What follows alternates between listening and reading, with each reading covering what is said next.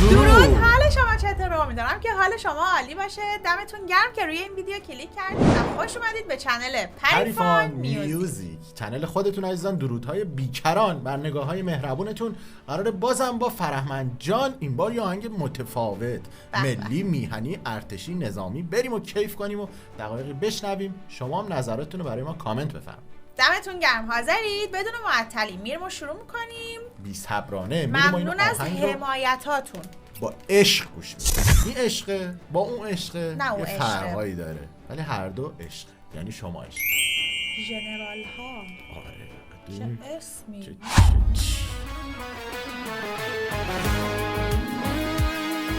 عاشق رژم من.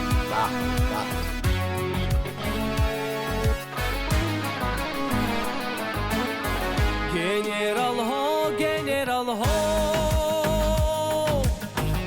سپاه سالار و داورها گنرال ها گنرال ها سپاه سالار و داورها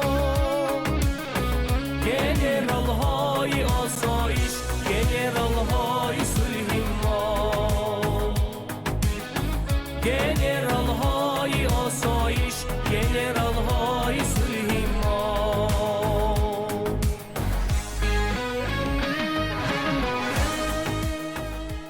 من نمیدونستم جناب رئیس جمهور کنونی تاجیکستان هم نظامی هن. جالب بود. ژنرال نظامی هن. آره. و چقدر قشنگ که توی لفظ همون گنرال رو میگه. خیلی جالبه یعنی ها. ما همیشه میگیم یک سری کلمات به خصوص توی فارسی که توی ایران استفاده میشه با عربی میکس شده. آره. و آره به جای خیلی گه ها ج اومده.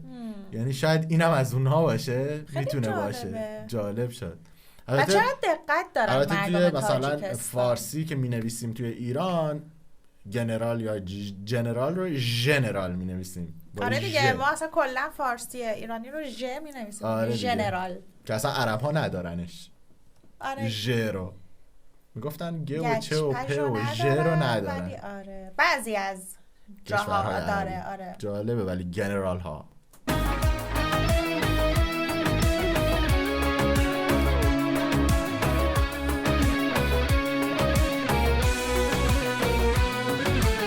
چه جواب بودن.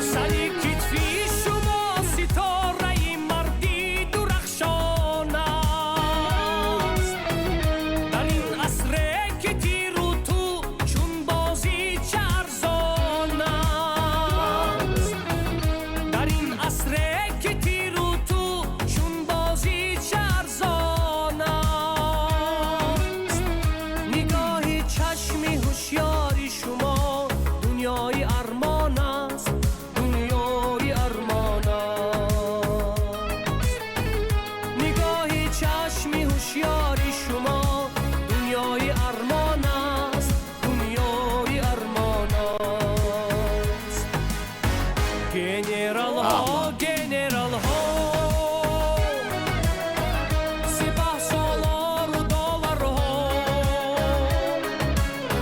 گنرال ها گنرال ها سپاه سالار و داورها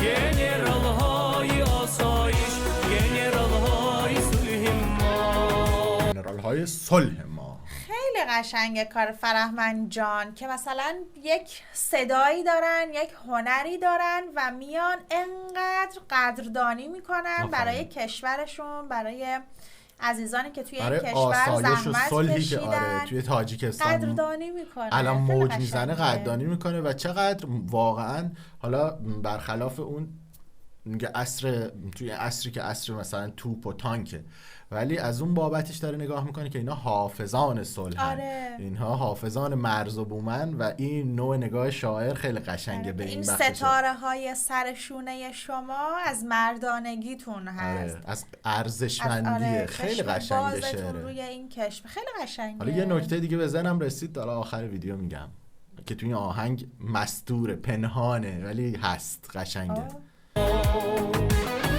گنرال های آسایش گنرال های صلح ما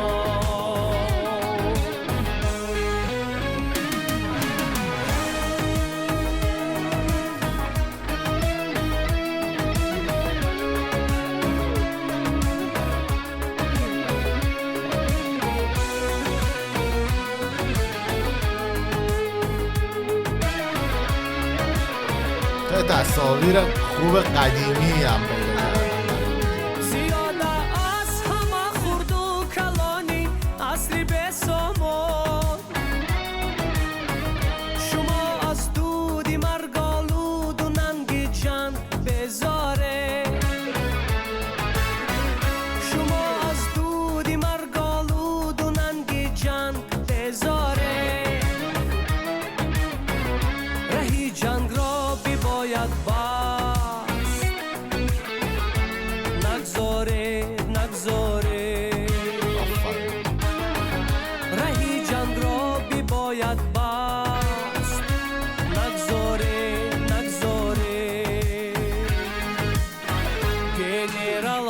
گنرال ها سپاه سالار و داورها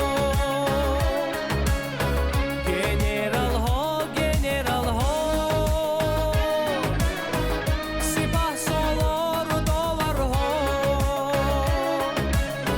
گنرال های آسایش گنرال های صلح ما گنرال های آسایش گنرال های صلح ما زنده باد، زنده باد.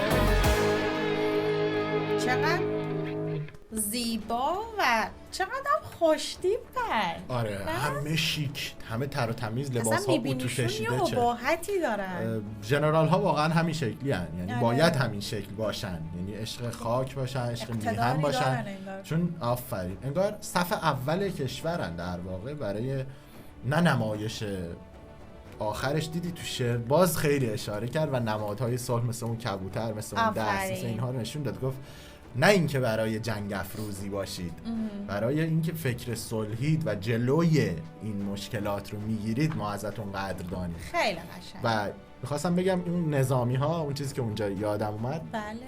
زمان قدیم همیشه پدرم که تعریف میکنه در مثلا زمان شاهنشاهی ایران هم اونهایی که نظامی بودن از ارج و قرب خیلی بالایی برخوردار بودن. یعنی میگن خواستگار که میومده برای دختراشون اگر نظامی میبوده حتما آه. بهش میدادن. بله ولی رو مثلا می‌گرفتن. ممکنه مثلا معلمم بوده باز میدادن، ولی مثلا اینجوری نبوده که به یه طرف ساختمون سازه پس حتما آره. دخترمو بهش بدین. نظامی همیشه یک احترام خاصی داشته.